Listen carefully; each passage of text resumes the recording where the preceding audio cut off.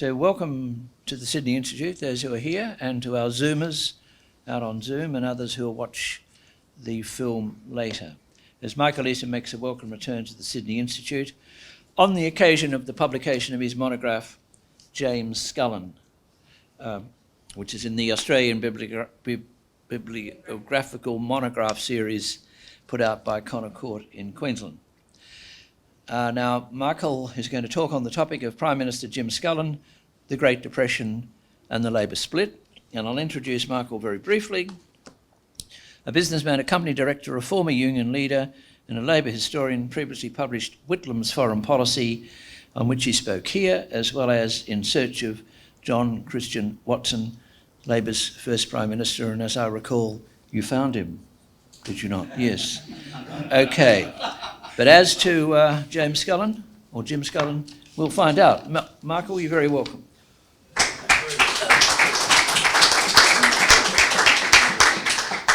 Thank you very much, Gerard and to Anne, for putting on these functions and allowing me to speak on an obscure political leader. James Scullin was born in Victoria, in country Victoria, in 1876 and died in 1953. And in that period, he was leader of the Labor Party from 1928 until 1935, when John Curtin took over, and continued to be a member of the Federal Parliament until 1949. I thought I would undertake this book for two reasons. One is it's a challenge because Scullin is known as the man who won with the biggest majority ever when he won election in 1929. And he's also remembered as the one-term Prime Minister who lost office with the biggest defeat of any Labor figure of all time. And he's regarded as a failure for many, a person who, in the words of John Rawson, who's someone I've dedicated the book to in his memory, a great Labor historian that I knew a long time ago, John Rawson once told me that Scullin was the man who failed, even at failure. Meaning that even in going down as Prime Minister in the elections in 1931, it looked like a total mess that engulfed the Labor Party with various splits and divisions, and it was seen that his period as Prime Minister was a period where he was bewildered and befuddled by the challenges of the Great Depression. So I thought it would be interesting to write about this person, to examine the question whether he's more interesting than this summation of his political life that is so commonly said, the man who failed at failure. And the second reason I wrote this book is because I was trapped. I was trapped on a boat. Thank you, Mary, who's here in the audience. My wife, Mary, put me on a boat from Barcelona to Fremantle in last year, and there's a limit to the number of times you can walk the deck.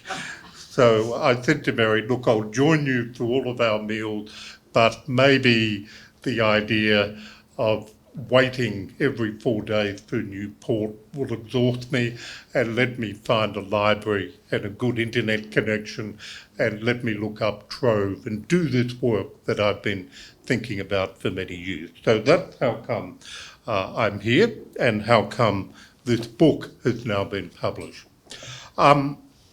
Scullin is a person who stood for Parliament for the first time in 1906, 3 years after he joined the Labor Party, and Tom Mann, a radical unionist from the UK, had visited all over country Victoria and elsewhere in Australia and enthused people to join the Labor Party. And both John Curtin joined the Labor Party at that time and Scullin did soon after. And both of them were inspired by this radical, critical approach to the trade union movement. towards society. And I thought it would be interesting to dwell on to what extent did Scullin's Catholicism matter in the way that he developed his political outlook. And one of the stories that I found in doing the research on Scullin is that he was wondering about Rerum Novarum, the encyclical produced by Pope Leo XIII in 1891, and Scullin read that copiously and went to his parish priest in Ballarat and with this well-earmarked copy asked Father Basil Roper, who had just completed seminarian studies at Manly here and had just been posted to Ballarat, he asked him, "Can we go over this encyclical, please? Because it seems to convey a great deal about what Catholics should be thinking about in terms of their vocation in politics." And Father Roper looked at him, looked at this well-read document and said, "I wouldn't worry about it, son. I haven't read it and I haven't made a study of it." This fellow later became a bishop and I think nonetheless Scullin was profoundly influenced by that document and by the thinking of the church. And he always argued that there was no inconsistency between Labour values and those of the church. And he didn't regard that as grafting on to the Labour Party church thinking. He believed they were completely compatible with each other. So that was one of the issues I wanted to think of, to write about. The other thing that's notable about Scullin's career, not only being this very devout Catholic who translated into a Labour politician, he also got involved in the socialisation debate in the Labour Party in 1921. And that was the debate about what Labour's objective should be. And in between time, he'd had an interesting career. In 1903, he joined the Labour Party. In 1906, he ran against Prime Minister Deakin as the Labour candidate for Ballarat. He was defeated. John Christian Watson, the man I found, as Gerard mentioned earlier, wouldn't campaign in the election in Ballarat because he hoped that Deakin would win and Labour and the Liberals would form a coalition. However, Ramsay MacDonald, the British Labour leader, did campaign in that election, and he became known to the public, and he was appointed an organiser for the Australian Workers' Union, and in 1910 he stood for election for Corangamite, and a country seat in Victoria, won the seat in an election that saw the first majority Labour government in Australia. Andrew Fisher won that election in 1910, and Scullin lost that seat in 1913 when Fisher lost the election. And he continued to be an organiser with the Australian Workers' Union and later became a full-time editor of the Ballarat Echo. And during this period, he also had a number of other jobs, including for a period as a grocer. And so in 1921, he got involved in the debate about what Labour's objective should be. And I've always been interested to understand how could this person, of all people, be so involved in the crafting of the Labour Party's socialisation objective? Because you would think as a good Catholic person reading and believing in Rerum Novarum, which was an encyclical issued by Pope Leo XIII, which was critical of state-owned socialism, critical of communism, and critical of untrammelled capitalism. And the encyclical, just to quote from part of it, The encyclical said that public institutions and the law set aside the ancient religion. Hence, by degree, it had come to pass that working men have been surrendered, isolated, and helpless to the hard-heartedness of employers and the greed of unchecked competition. That's a quote from Navarro. So it's critical of unfettered capitalism, critical of some of the more left-wing perspectives on the left. So how could Scullin be a person who embraced the socialisation objective? And it turns out that he was very involved in 1921 in the debate that led to the adoption of that objective. First of all, in June, in the All-Australian Trade Union Conference held in Melbourne, where he was the chair of the drafting committee of the socialisation objective, along with John Curtin. And then again at the Brisbane Conference in October that year, where that adoption of the socialisation objective in Victoria by the union became Labor Party policy.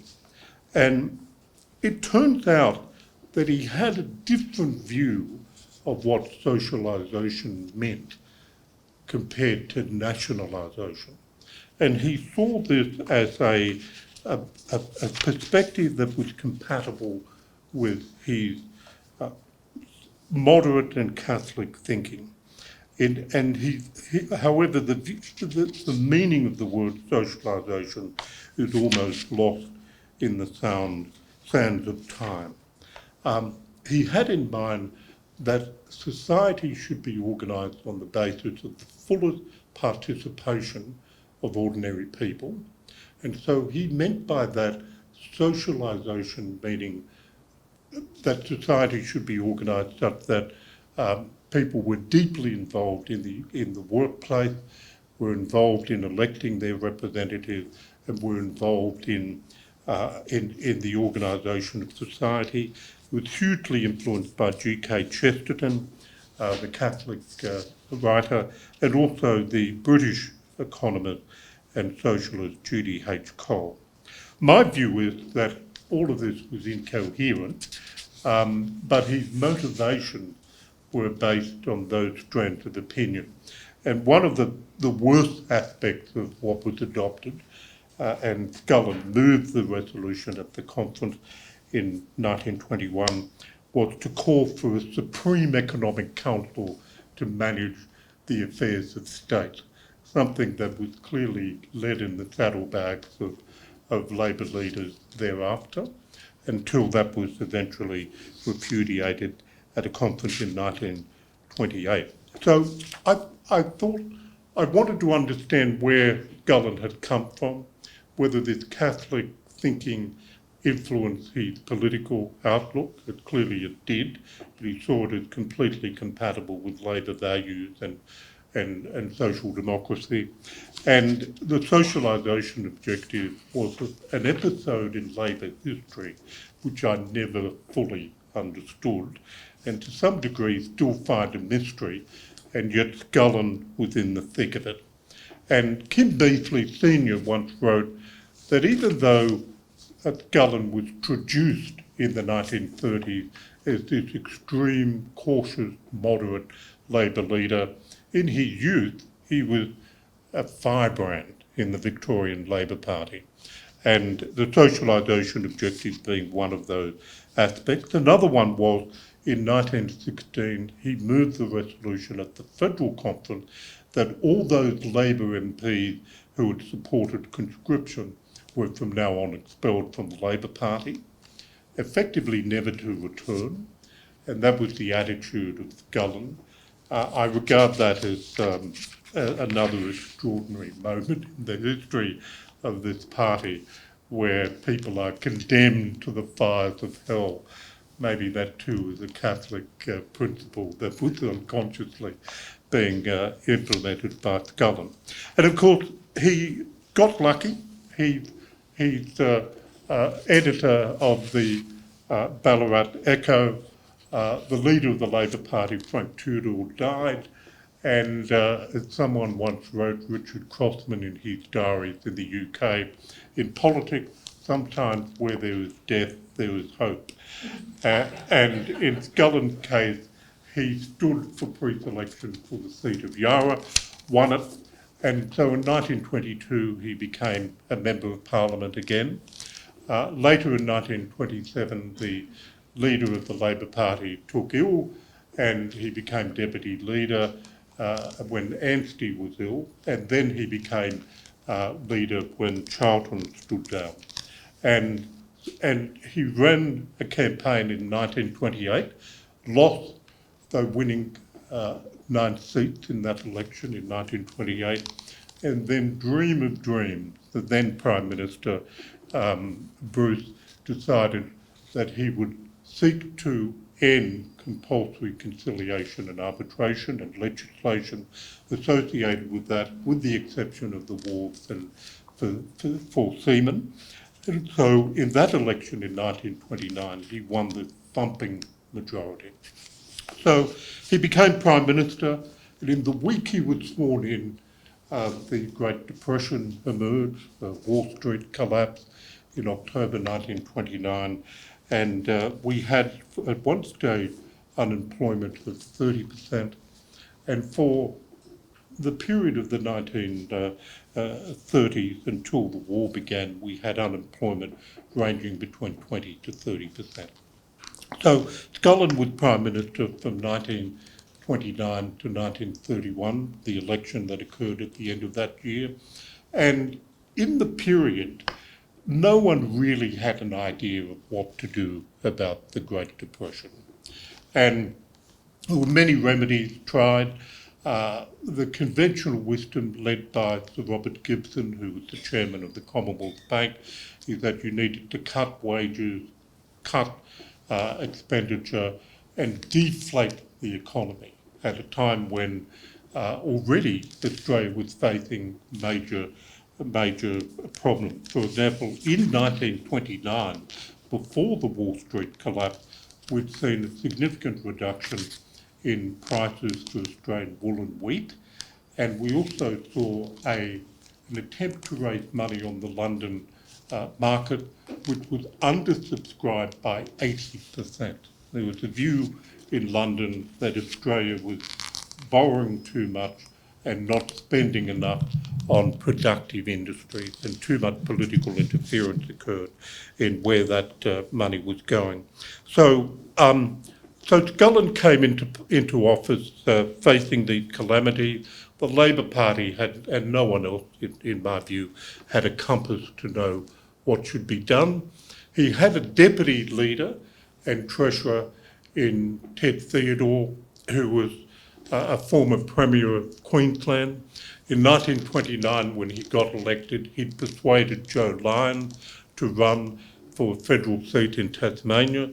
Lyons had been a former Premier of Tasmania, a very popular figure.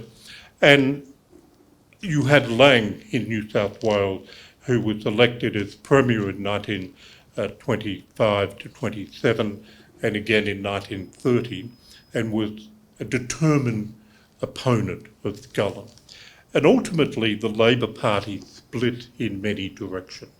It split with the Lang forces breaking away from the official Labor Party in 1930 and forming a minority within the Parliament. And earlier in 1930, you also had Joe Lyons and John Fenton, who had been acting Prime Minister in Fenton's case and acting Treasurer in Lyons' case, leaving the Labor Party to form ultimately to form the United Australia Party. So Labor split in many directions. It split also on what was called the Premier's Plan, and in the midst of all of this, Scullin went overseas for 5 months, from August 1929 to August 1930 to the beginning of to the end of January 1931, and Scullin did renegotiate some of the terms of some of the loans that Australia had in London, and his other great achievement was the appointment of a Governor-General, an Australian Governor-General in Sir Isaac Isaac in that period. But he was away from Australia for 5 months. And within the Labor Party, you had Joe Lyons as the acting treasurer. He became acting treasurer because in June 1930, Ted Theodore had to step aside because the Queensland government had a royal commission into the sale of some mines in northern Queensland to the Queensland government, and the royal commissioner determined or found that there was a high case of probability that both Theodore and the subsequent Premier McCormack had secret shares in those mines. So Theodore had to stand aside. He was quite an active and well-regarded political figure. At one stage, Scullin wondered during the midst of the Depression whether he should hand over to his deputy. And Theodore just had to stand aside while all of these inquiries occurred. Eventually, there was a court case, and and he was found not to have a case to answer. But during this period that Scullin was away overseas, Theodore had a cloud over his head. You had Fenton as acting Prime Minister and Joe Lyons carrying the burden of being acting treasurer. And they felt that they were not looked after by Scullin when he returned to Australia. Scullin decided that he would reappoint Theodore as treasurer even before he had been completely cleared, and that he would revisit the kind of Premier's plan in the making that Fenton and Joe Lyons were associated with. And so the government floundered with various economic ideas, the prevailing wisdom being that we needed to deflate the economy at a period when it was already seen a collapse in the terms of trade. And Scullin didn't really, I don't think Scullin had much of an idea of what to do as Prime Minister in this period. So this idea of the man who failed even at failure seemed to be vindicated by the way that he handled the Great Depression period. Yet, Scullin's great achievement, in my view, was to prevent the Labor Party being taken over by Jack Lang. Despite the fissures in the Labor Party, people leaving all over the country, people being disillusioned with Labor, he did keep Labor united enough to prevent Jack Lang from taking over the party. And Lang supporters moved a vote of no confidence in November 1931. An election was held in December 31, and as I've mentioned, Scullin was completely crushed in that election, Labor winning 14 seats in that result. And subsequently, Scullin remained a Member of Parliament for 18 years, and he probably greatest claim to fame thereafter was to be a great support to Curtin and to Chifley. And when Curtin became Prime Minister, Scullin had an office in between Curtin and Chifley, who became Treasurer, Curtin the Prime Minister, and he was their greatest confidant. And Scullin also participated in the caucus vote in 1942 over conscription to allow, which Curtin proposed, and Curtin feared with Arthur Calwell opposing conscription of any kind. And the debate was whether we could conscript Australian soldiers to fight in the defence of the Australian of Australia within Asia, given the Japanese invasion, and to push back the Japanese, and Scullin helped Curtin and Chifley win the day. So my conclusion about Scullin is that his period of Prime Minister was ill-fated, yet some of his ideas came to influence Curtin and Chifley, especially he played a major role in the changes to tax collection during the war, where the Commonwealth took over personal income tax collection. He played a major role in the stability of the Curtin and Chifley governments. He'd lived a life of purpose, and although he demanded of government large things, he saw the enemy as those who showed indifference and apathy in the face of injustice.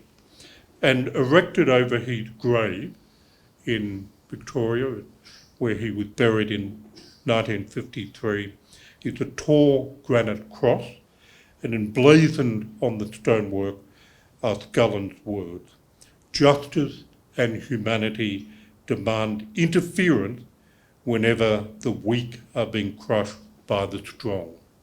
And so in this interesting and to some degree chaotic career, you could see that his message to posterity is that Labor's historic mission is to civilise capitalism, to fight injustice, and that's what he stood for, and that's what his life represented to me.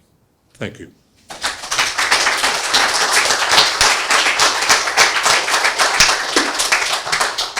Well, many thanks, Michael. As I said, the copies of Michael Easson, James Scullin's monograph, and there are copies outside. I'm sure Michael will be happy to sign them.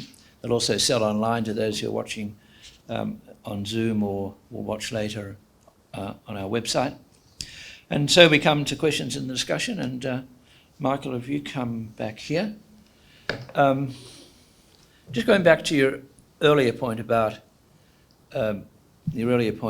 Scullin, it seems that in the early time, before he becomes Prime Minister, his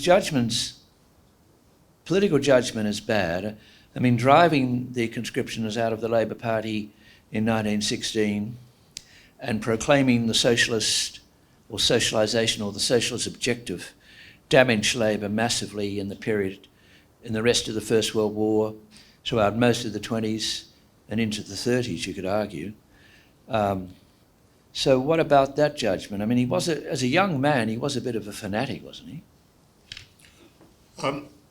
I don't think he was a fanatic, but he did exercise poor judgment. The question is, where would you have stood in 1916?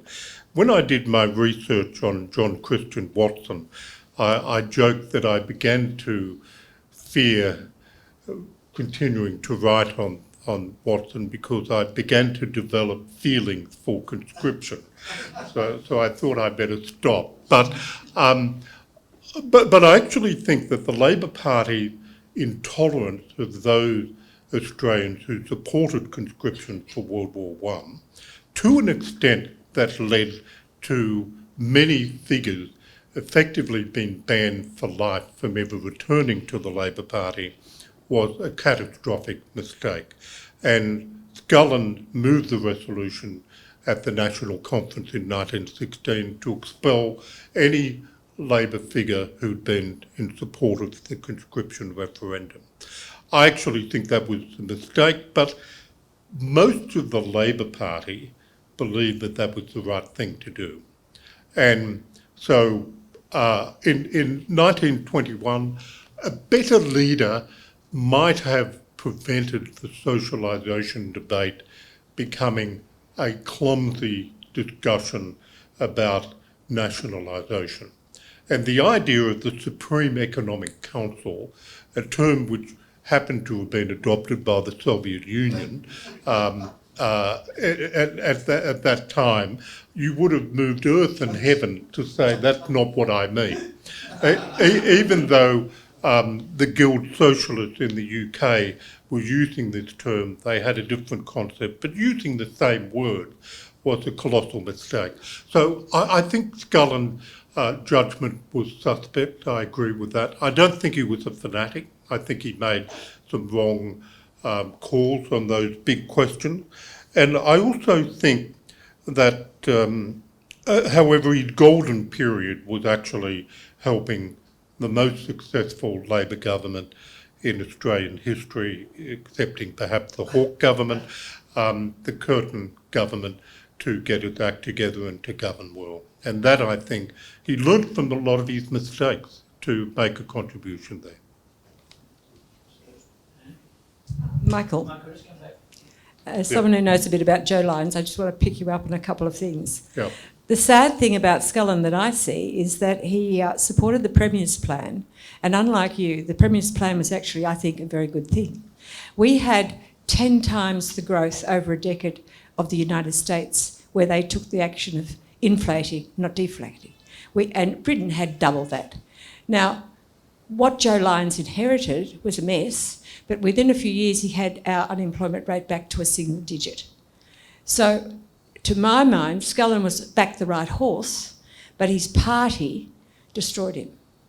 Can you comment on that? Destroyed Lyons? Scullin. Scullin, well, because Lyons was with him on the Premier's plan, Yeah. and some say he regretted leaving Labor because they had then moved to do what Lyons wanted them to do.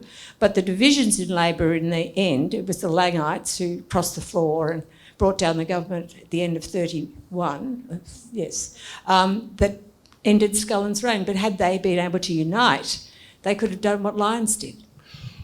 I think it was a tragedy for Labor that Lyons was allowed to leave, and he felt that he had no choice but to leave. He felt he'd been betrayed by Scullin. That's how Lyons felt.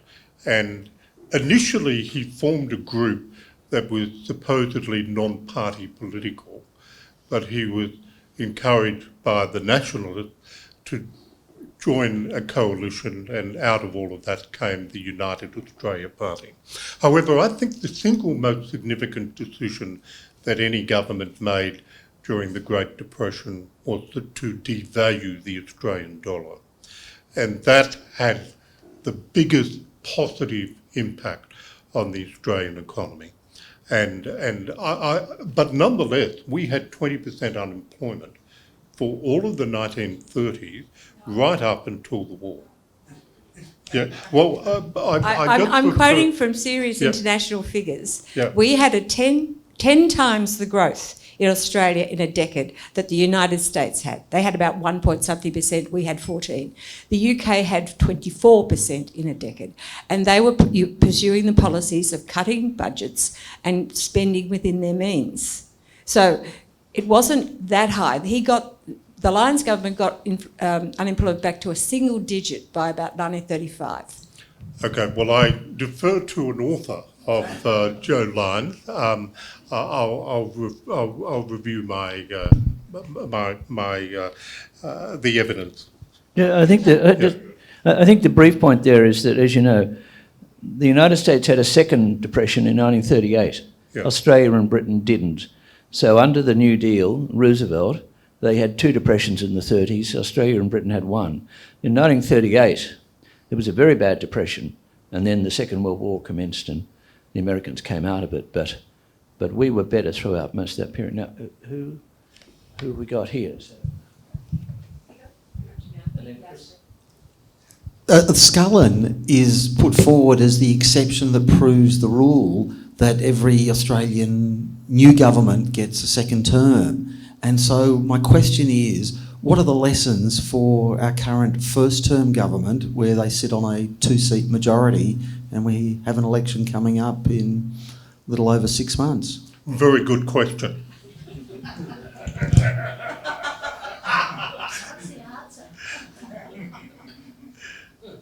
Next question.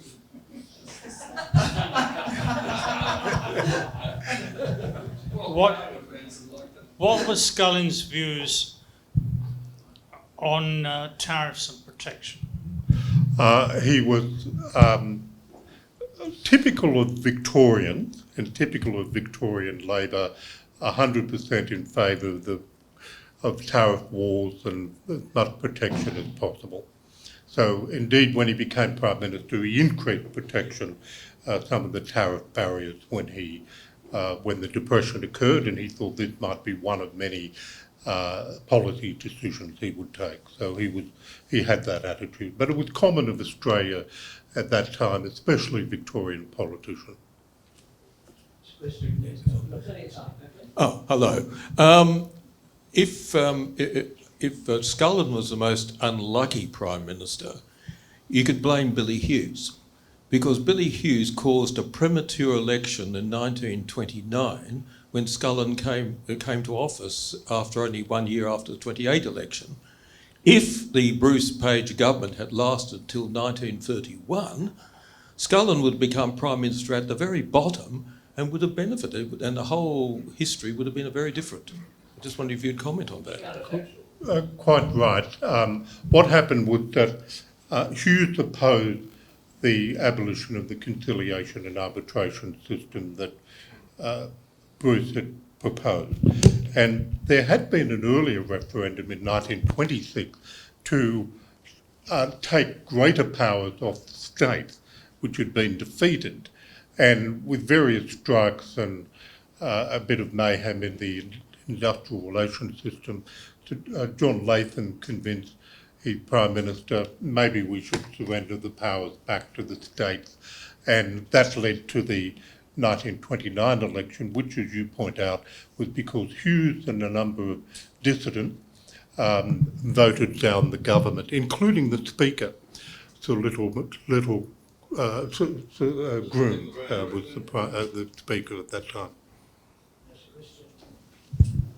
Yes, I was going to ask. Hang on, no. I thought you were looking at the chair. You have the microphone, you got the question. Okay, down there. Michael, thanks for this evening, and we should thank Mary for booking that cruise to Fremantle. I just wondered if she has any other cruises booked, and what the next project might look like. Well, it depends what... well,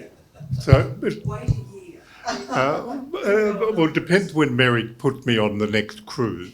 But if ever I wrote another book, it would be on Sir Richard Burke, who is the Governor of New South Wales from 1831 to 1837. His statue's outside of the State Library.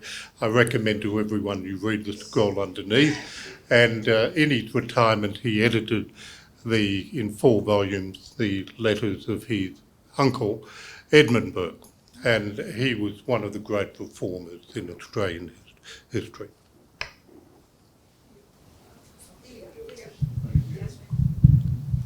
You mentioned conscription and said that you thought, I'm a bit confused actually now, it was right to have conscription. No, you didn't. You don't like the idea of conscription. Is that because it's impractical to have conscription, which I think is what the view now, or because you think there shouldn't have been conscription at the time, it wasn't necessary or whatever? Basically, Labor had supported national compulsory service in 1905 at the conference, and in 1910, when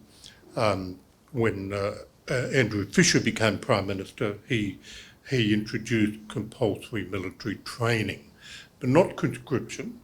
And then when the Great War broke out, there was a battle as to whether Germany would win or not, and Australian political leaders were persuaded that conscription was the way to ensure that those who were shirking their duty in their terms should be required to fight in the war. Conscription was relatively non-controversial in New Zealand, and it had been relatively, I would say, non-controversial in the United Kingdom, with the exception of Ireland, where conscription wasn't applied there.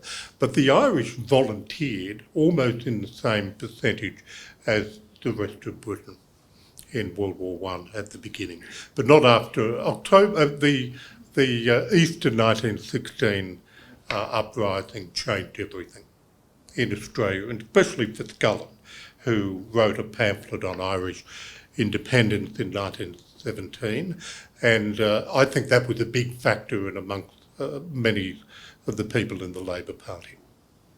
And I understood, however, those British Australians of non-Irish Catholic background, why they would think conscription was a reasonable thing. And some people wanted to go back to the Labor Party, but weren't able to. And I think that was a tragedy for Labor. Could you tell me who were the six that defected from Labor in March 31? They were led by Stabber Beazley, but there are a couple of them I've never seen their names. Well, Eddie Ward was another one. Eddie Ward was He won a by-election in East Sydney. And Scullin said, I'm not admitting you to the caucus. Yeah. And that probably was a mistake because he had a majority of the caucus at that time. So why exclude someone? And that precipitated the Langites leaving.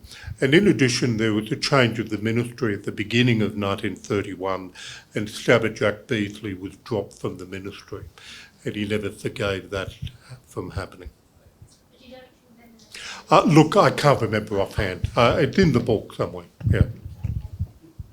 But eventually, some of those Langites came back, didn't they? Pretty well all Ward of them, and including Beazley, Beazley and Ward. Reardon and Eddie Ward, including in the Chifley, in the Curtin and Chifley government. So how come it was that you could be a rat over conscription, but if you brought down your own government in 1931, you're pretty okay? Eventually, they got back. Or when the Labor split, they never got back in 1955, but they got back after 31. Why was that? I guess in the context of the war was one factor, and also there was a unity conference of Labor. There were two, one in 1936, one in 1938, and McKell became the leader of the Labor Party in 1939 in New South Wales, and that melded together the Langite and the rest of the Labor Party.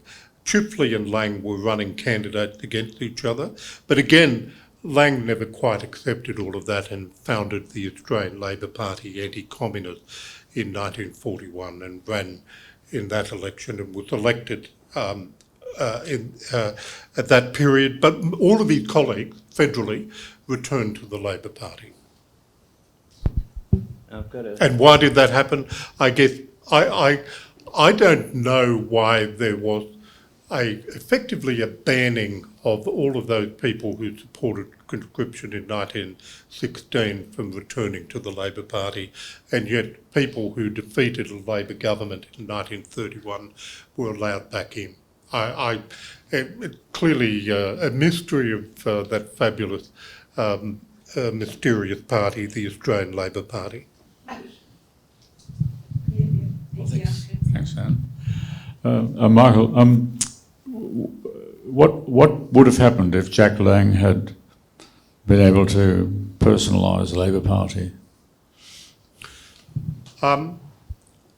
Look, I think I mentioned in the book that we would have had a version of Juan Perón running Australia ahead of Argentina. That's what I think would have happened.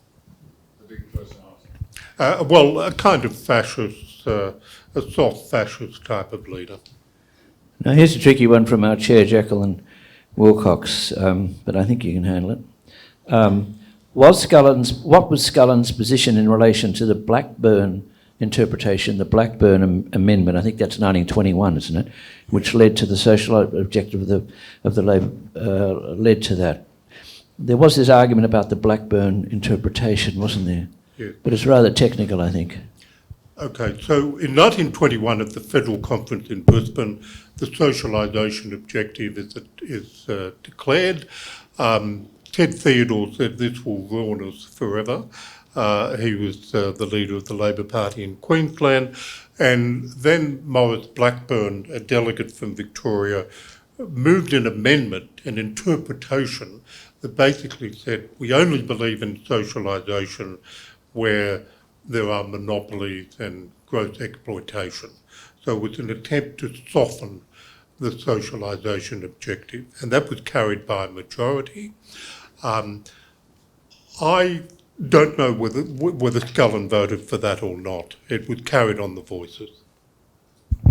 Blackburn, of course, later on became very close to the Communist Party, didn't he, in the 1930s? Eventually he was expelled from the Labor Party. So with one of the ironies that a person who moved beyond 1921 to a more hardline position eventually got expelled because of his closeness to the Communist Party. No. But the resolution he moved in 1921, I thought, was a sensible one. I've got a question on the phone here.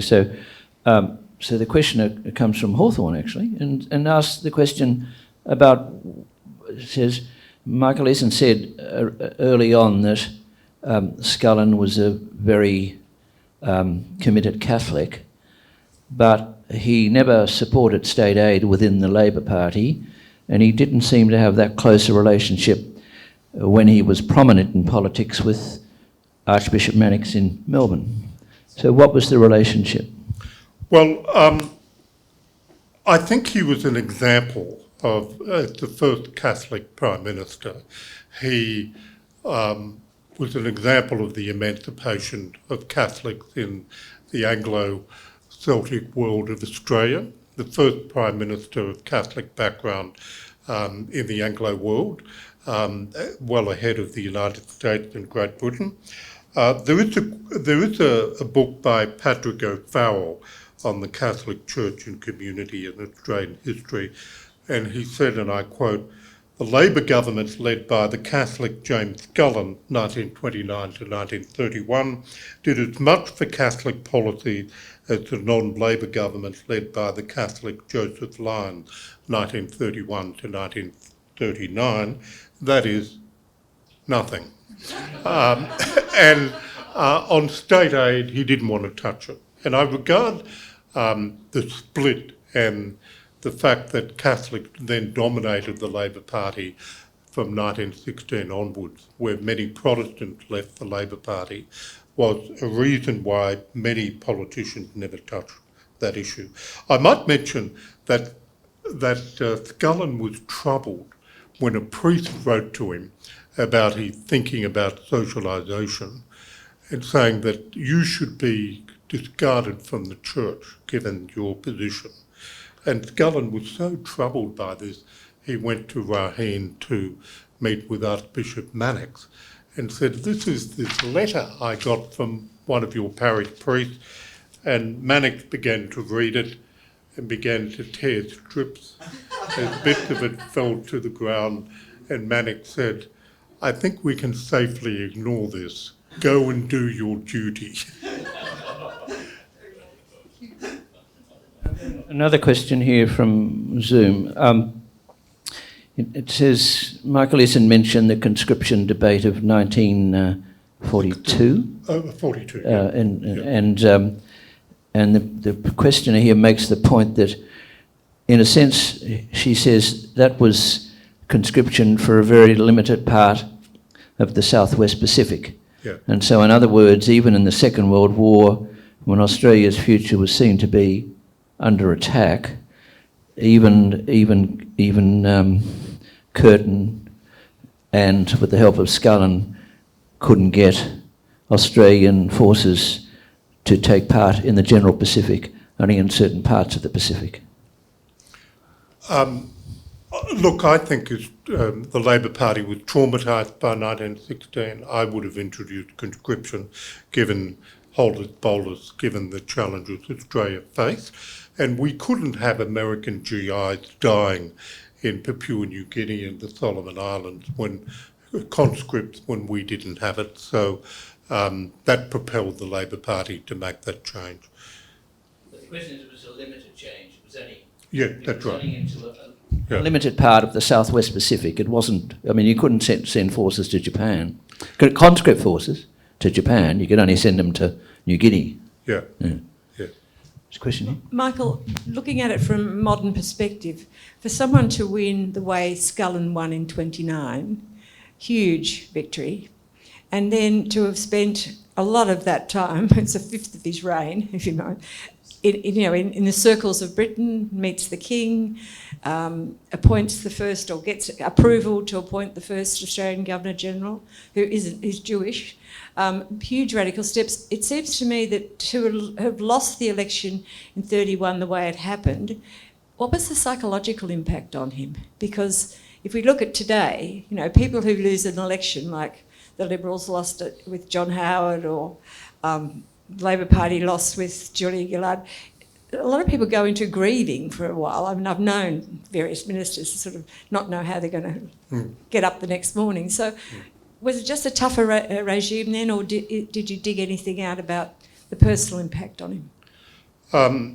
Well, I'd make two comments. One is that when Walter Mondale lost in 1984, I read a story that he contacted George McGovern to say a year later, I'm still feeling depressed.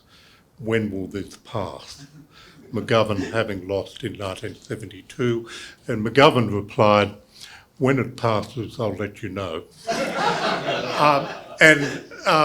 The despairing thing for Scullin was that all the people who might have succeeded him, such as Curtin and Chifley, were defeated in 1931.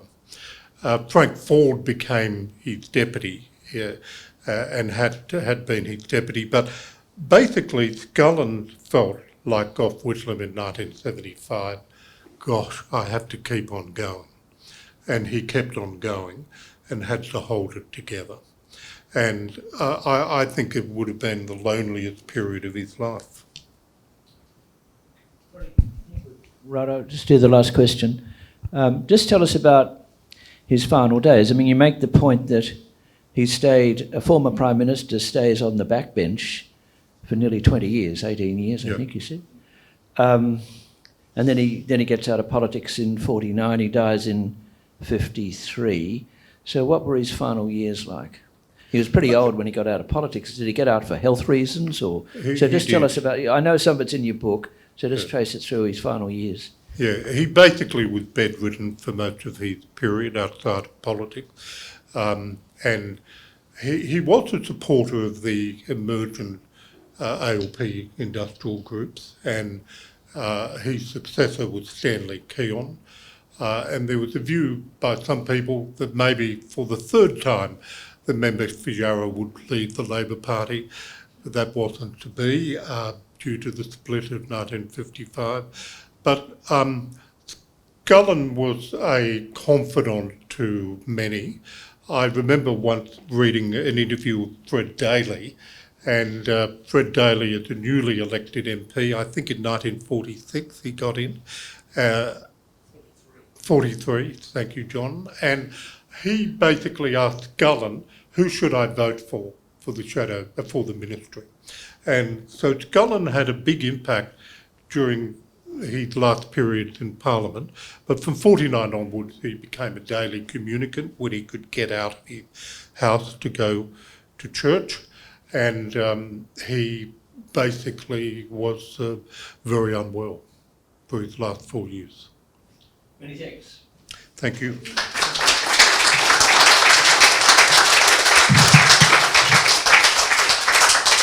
So as I said, we've got copies of Michael Easson, James Scullin. Thanks tonight for an amusing and extensive discussion about someone a lot of people don't know a lot about, but he was a key player at certain parts in Australian history, and it's great to have it recorded here at the Sydney Institute. So well done, and have fun with Governor Burke. Thank you. Up to you.